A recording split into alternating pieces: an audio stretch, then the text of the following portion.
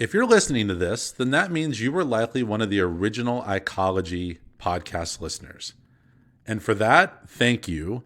But I also have some exciting news. ICology is back for 2021 and bigger and better than ever. Joined by my partner, Kristin Hancock, we're launching a brand new space solely dedicated to internal communicators. Please go learn more at joinicology.com. And as we prep for our February 22nd launch date and would love to have you join our live launch party, I've been going down memory lane. And you never forget your first podcast guest. On August 31, 2015, podcasts were a thing then, just not as many for internal communicators, I invited communicator and friend Mamie Peers to join me. At the time, Mamie was the director of internal comms at Cosmopolitan Las Vegas. Now, she's long left Las Vegas, still doing amazing things, and I know that the lessons she shared are still just as valuable. So please enjoy this walk down memory lane with me. Join us February 22nd for our relaunch of ICology, and learn more all at joinicology.com.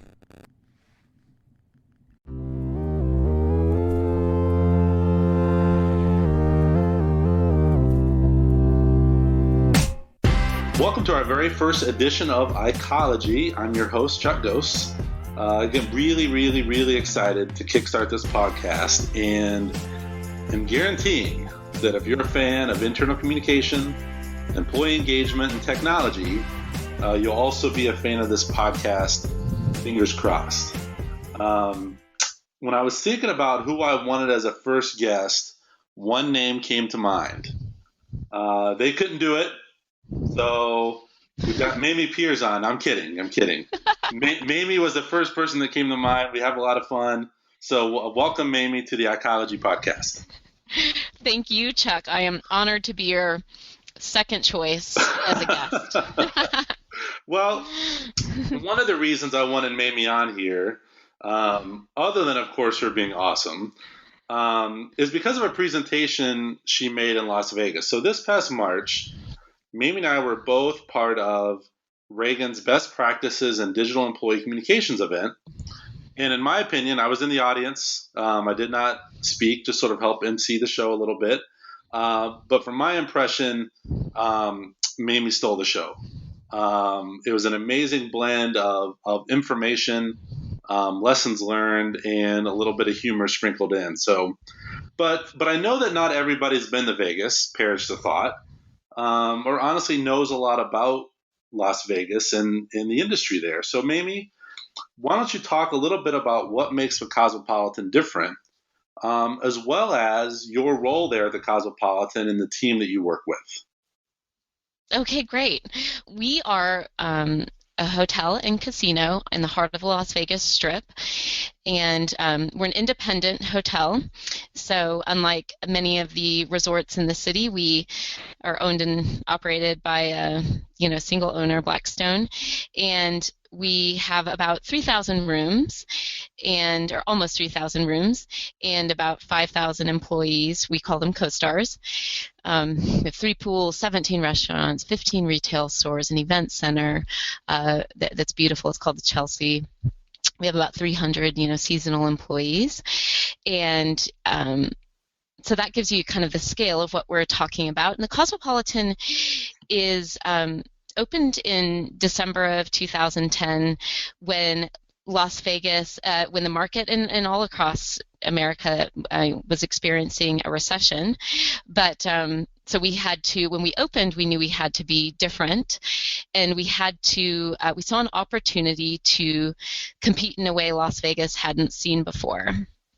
So we thought a lot about who we need to be and what we need to be, and we realized we need to create trips to Vegas that wouldn't otherwise happen. So we looked at the market and we said, you know what, who we would like to attract? We'd like to attract the curious class.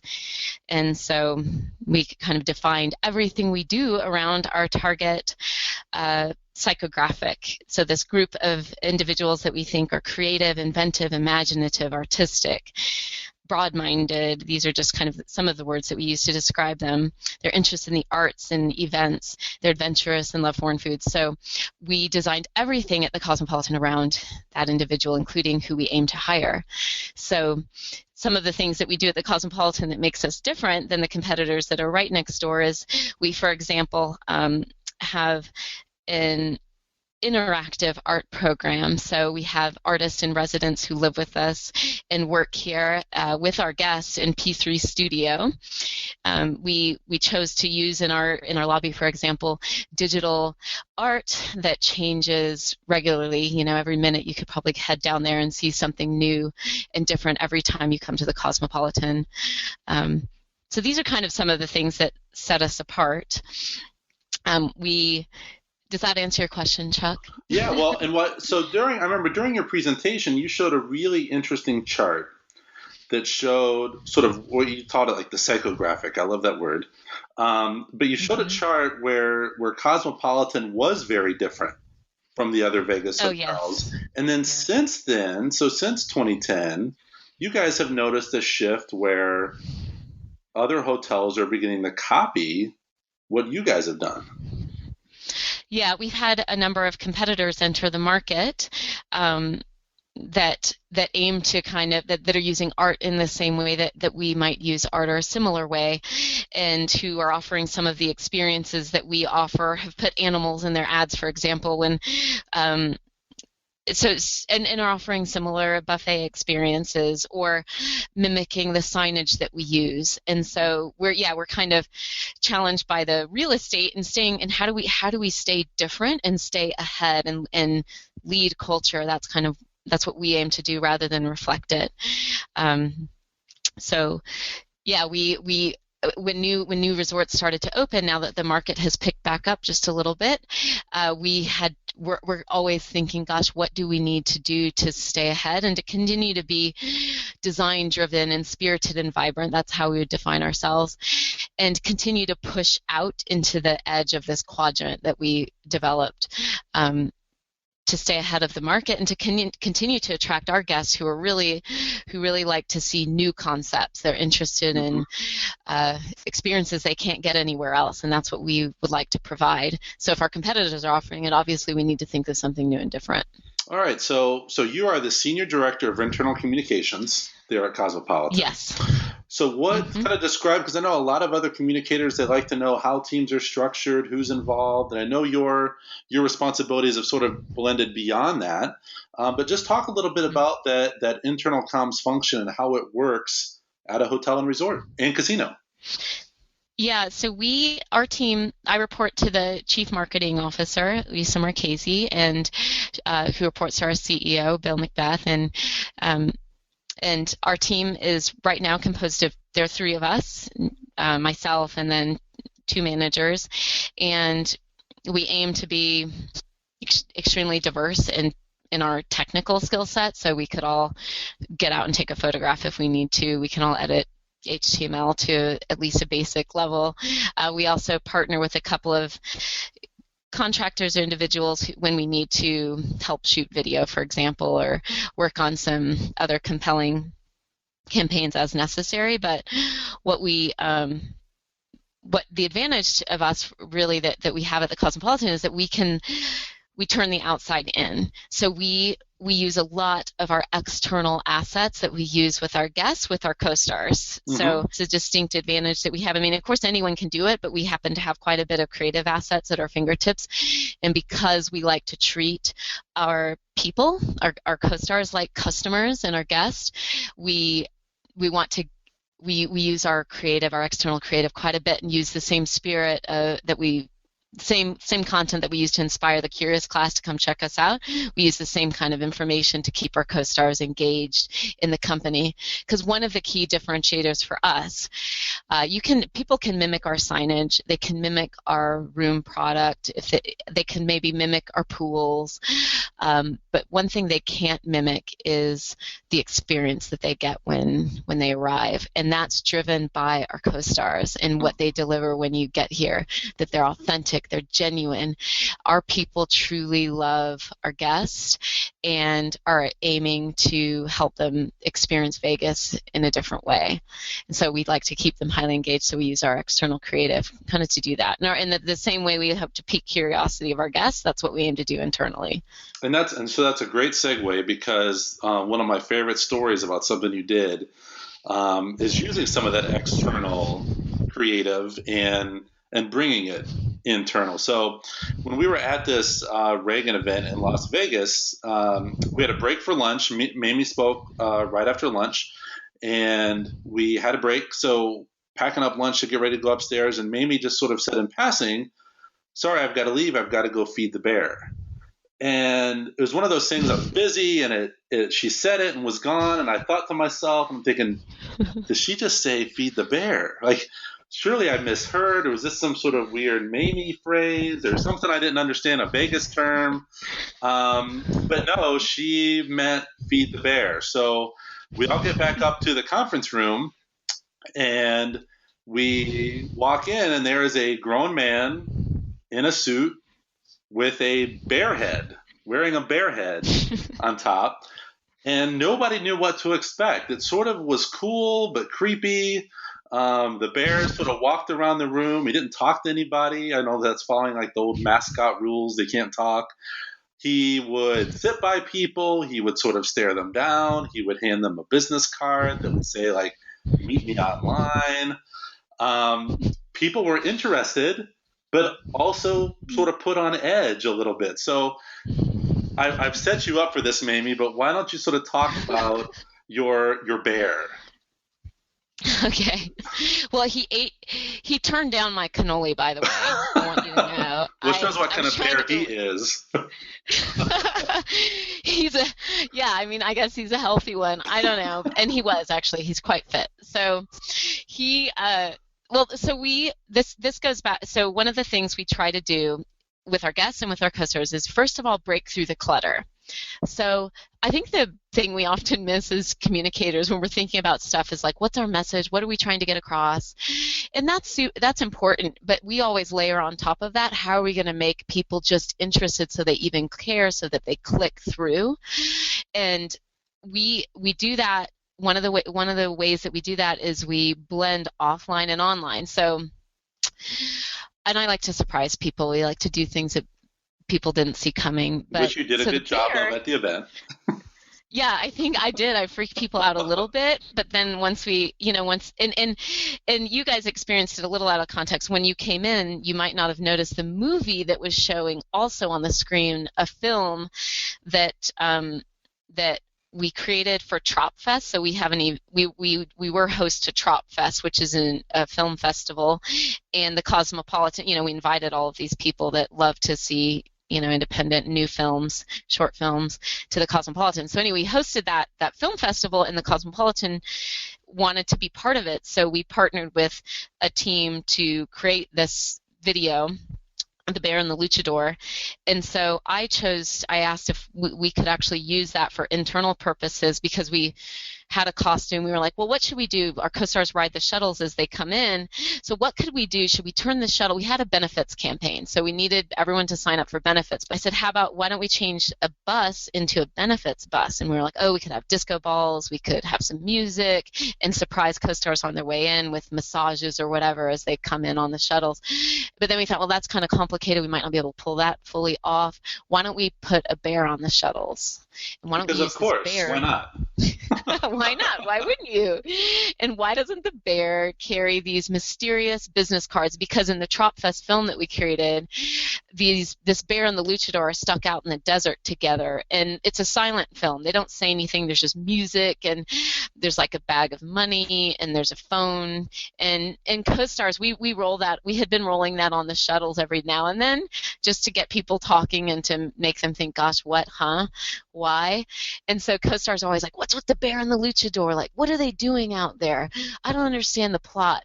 Like, I think they're stealing something, or they're plotting together. So there's a lot of curiosity around what the bear and the luchador are doing. So then when the bear popped up on the shuttles in person and handing out business cards saying, meet me online, and it's time, are you ready? co-stars were cracking up. They're taking photos with the bear on the shuttles and posting it to our social internet site.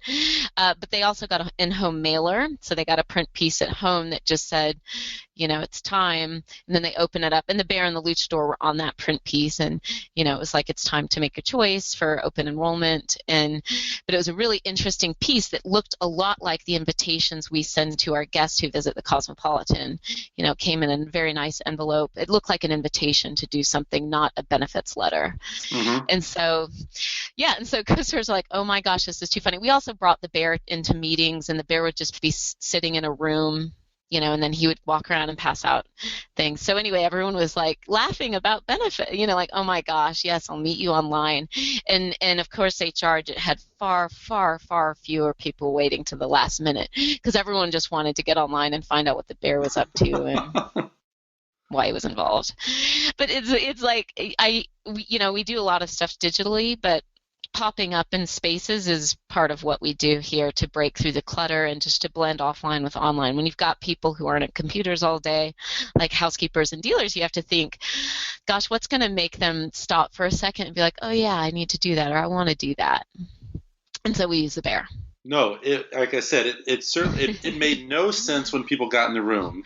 And then when you explained it, everybody was like, it's genius. That's exactly the way, because everybody sort of has those every annual event communications, and how do you get people to pay attention to it this year versus what they did last year versus the next year. And I think that showed a great example of how this external branding that you guys have, which I don't know if for people that haven't seen any of the Cosmopolitan commercials, I remember my wife and I were watching TV one night, and one of the commercials came on, and you sort of it doesn't seem like your typical hotel commercial, so it sort of draws you in. At the end, it says, reveals the Cosmopolitan brand, and my wife was like, "Oh, now I see why you like staying there," because it's sort of very, very provocative and very intriguing. And I think you've even shared the terms "playfully seductive" with me before, oh, yeah. and that really sort of sends that message home of how you guys have taken the external, the internal, and blended them together for one experience for both employees and customers. So I think that's a great example of that. Yeah.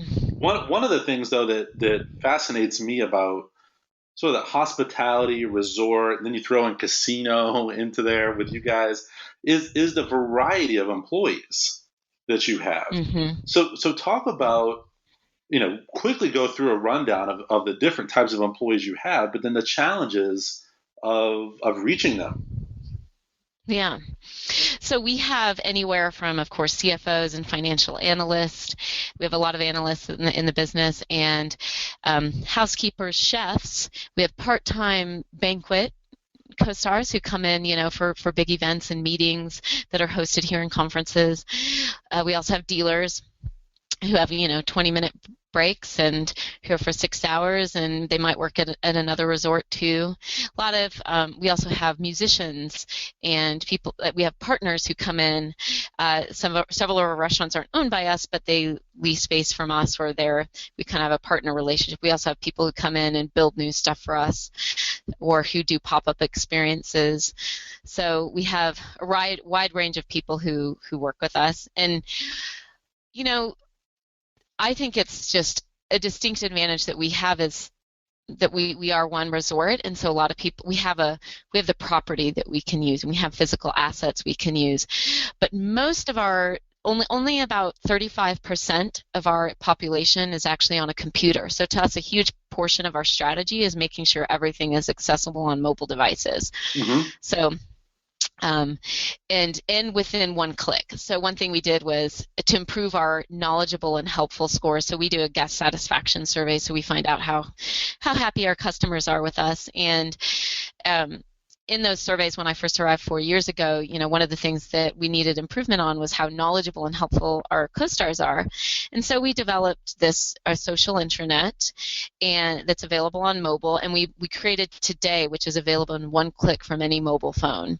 Wow. So Today is one document that's online. It's basically a web page that's accessible via a login, but it's one click on mobile, and all co-stars can see all the top news for the day. They can see our occupancy rates. They can see all the groups that we're welcoming into the resort. They can see pool hours, restaurants that are open or closed, and events that are happening that night, and all that from one click on mobile. And then they can, of course, click deeper to find facts about the casino loyalty program, or our rewards program called Identity Membership. Mm-hmm. But we make all that available in one click of the finger, and then they can also comment or say anything on our social intranet. So I think sometimes industries are pretty conservative in how much they want their people to engage with and add information or say things within the company. With our social internet we call Clive, we let anyone say anything and do anything and post anything. So, for example, today, I hardly even edit. My team just takes a peek at it each night just to make sure nothing's wrong with it, that it's still working.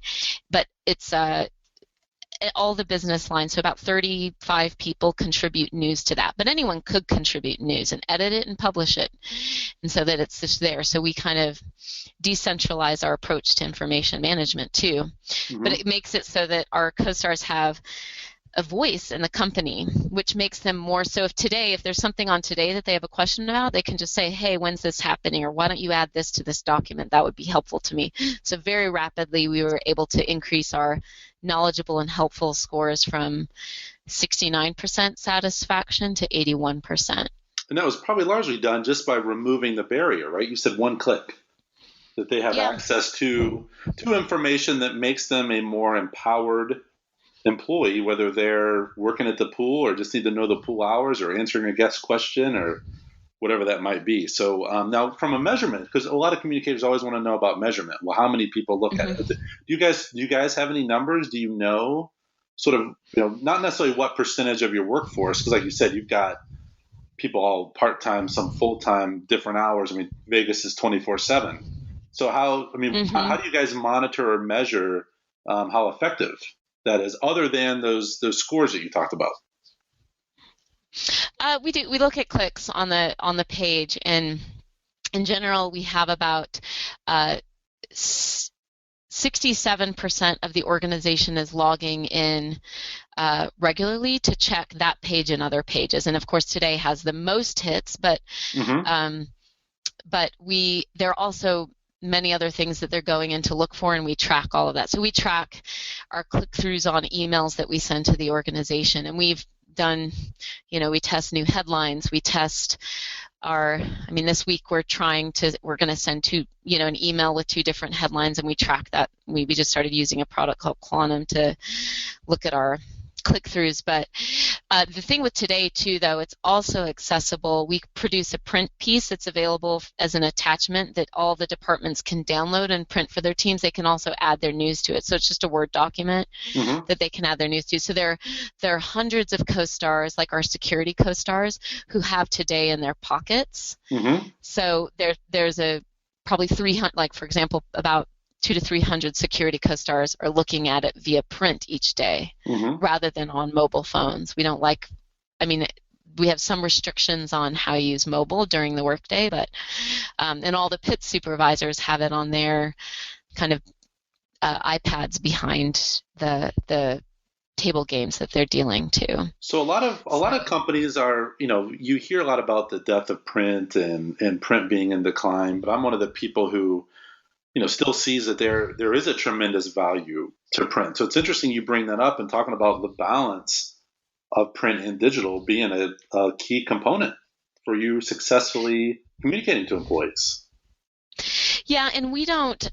So we also are really, really opt-in. So our social intranet is opt-in. It's optional. If you want to use it, you can. If you don't, you don't have to. But we also we don't print 500 copies of Today every day. That decision's made at the department level. So like we thought about putting Today on the shuttle, so as co-stars are writing in, they could pick up a print piece and read it. But because one of our brand tenets is to be world aware and to reduce our impact on the world, we do try to limit print. So if you want a print piece, certainly you could print it out for yourself if you need that in your role, but we allow for that flexibility. So we know that it's a need in some areas, so we just create the option. It's a little more work for us, but it's worth it to make sure that we're getting information to people in the medium they prefer, not just the mediums that we want them to use. Fantastic. So let's go back to a little bit of that external to internal in that playfully seductive branding that you do, and let's talk about pickup stories. So again, we talked about benefits being one of those, annual communication activities that every company has to do, and it's vital and it's important, but people struggle with creativity around it. But with pickup stories, you guys have sort of taken a spin on another activity that's not annual, but almost a daily or hourly reminder that you need to send employees, but you guys chose to have some fun with it. Yeah, so we need it. We need to keep the resort clean. I mean, all resorts, that's a really high priority for us and for our guests. Well, and Vegas customers aren't known for taking care of resorts very well either. Sometimes they're immaculate, and sometimes they're having so much fun. It's you're exactly right. Yeah. So we are here to help. We wanted to compel everyone to clean up.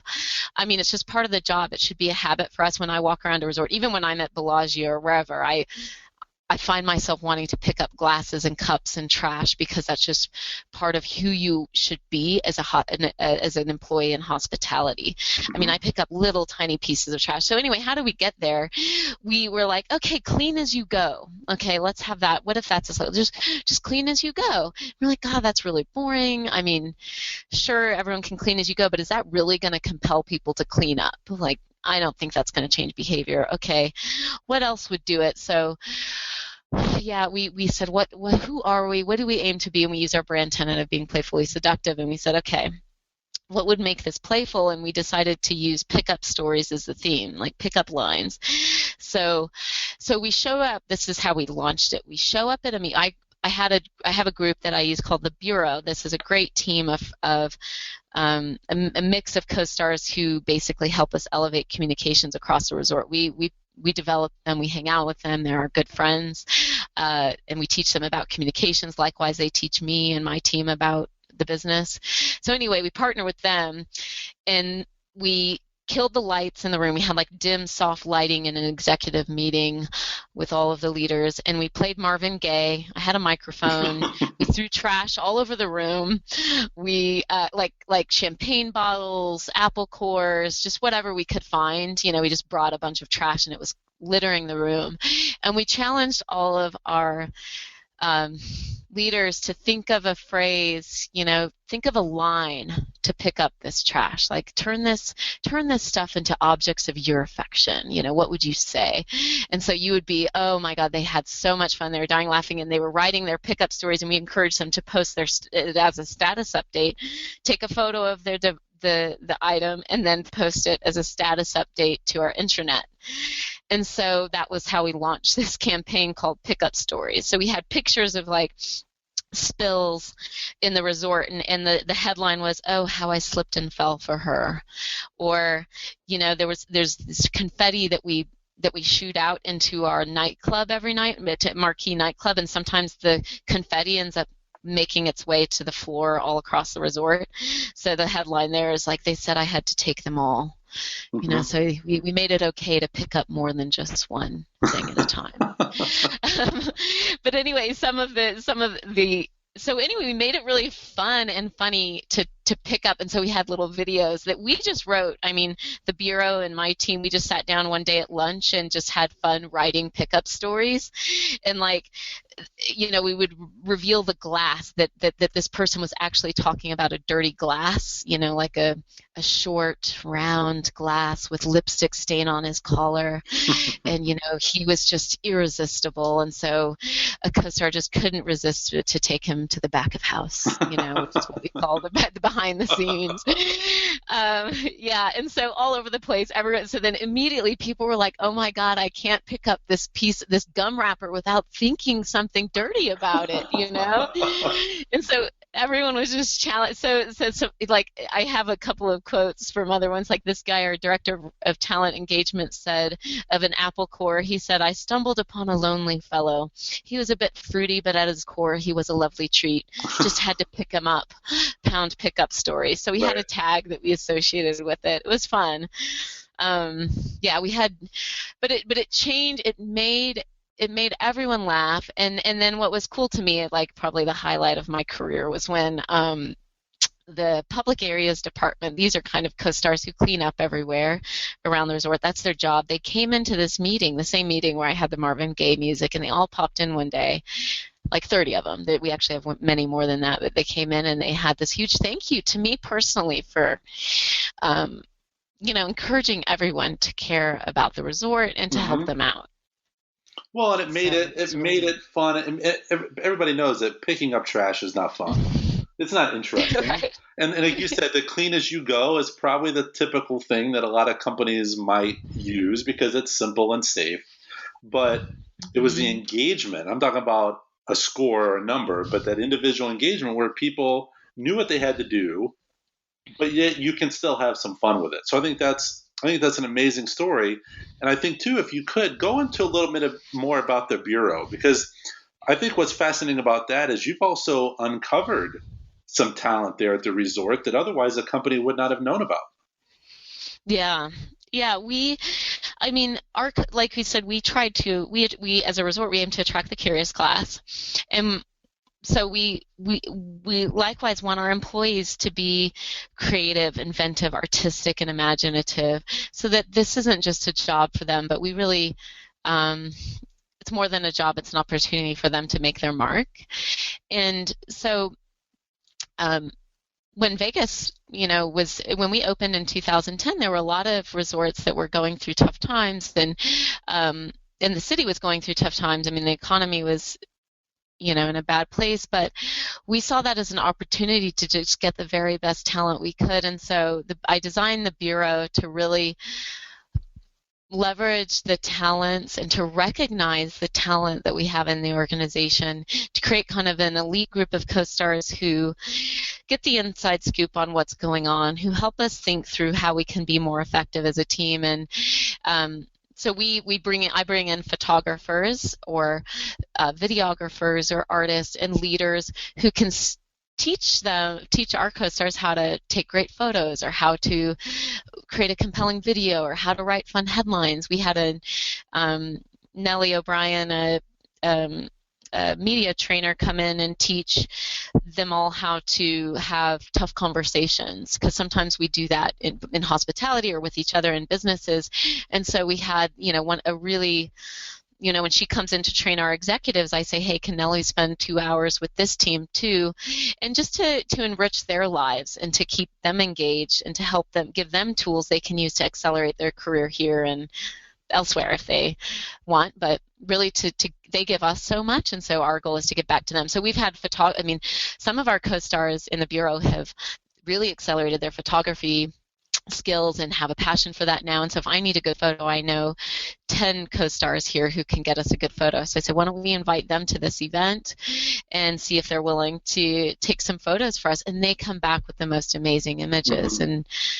And so it's about building that community here, and that's what we're all about too, is recognizing who we have here and getting them involved in whatever we can to make them part of the community. And they appreciate it too, because now if a front desk agent, for example, gets to take a couple hours of their shift and go do a photo shoot with us, and they see their photos published everywhere, they love it. Yep. It's a good way to diversify their experience as an employee too. One, it Yeah. just gets them involved in other aspects than just their one job. They're able to see that bigger picture, which helps them sort of connect the dots. And I think it also shows, like you said, you're a team of three, but you're really a bigger team of dozens, if not even more than that, Right. of very sort of pro communication and communication savvy employees who are your eyes and ears out there.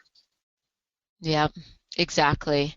Yeah, and they they help us write headlines. Like when we were working on our future service campaign, they helped us create a lot of headlines and funny stuff like tasteful, not tacky, and images that would go with that. They help us understand the issues that each department at a line level are facing, and they can tell us, look, that message really isn't sinking in, or that really didn't work because of this, or here's what I would try next time, or that was hilarious and I loved it. Yeah, they lighten our load. Well, that's good. Another fun thing that we do too is I was thinking we should do, we need some kind of communication training so that I can help new leaders transition between how everyone else is doing it and how we do it here. Because it's a key differentiator for us is how we do internal communications and our internal culture.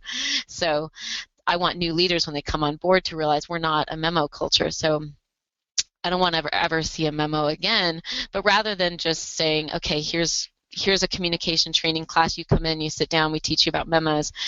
We use the memos as a metaphor in a memo makeover competition.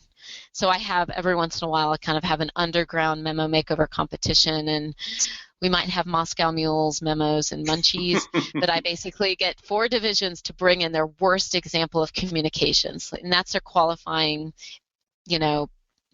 entrance into the event. Mm-hmm. So they have to bring in just something terrible, a really bad piece of communication, and then we make it over during the event. And we have fun, but that's my metaphor for how we do things differently. Like, I want to see color, I want to see fun headlines, I want to see you break through the clutter, I want to see some offline activity combined with a really cool poster.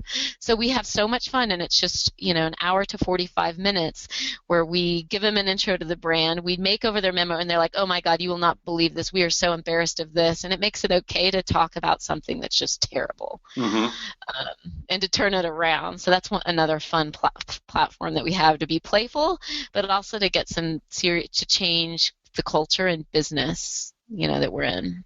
Well, that's fantastic, Mamie. I cannot thank you enough for taking the time to be here on this inaugural podcast, or it's the first ever ICology podcast. So if anybody's out, you go to Las Vegas or thinking about going to Las Vegas, definitely check out Cosmopolitan and check out where Mamie works. And if you visit all the other hotels, you will get a sense and a feel for how Mamie and her team have empowered and engaged the employees to where they are living that brand, and it will have a different feel than other properties that are on the Strip. So Mamie, again, thank you very much for being on the show today. Thank you, Chuck. It was a lot of fun.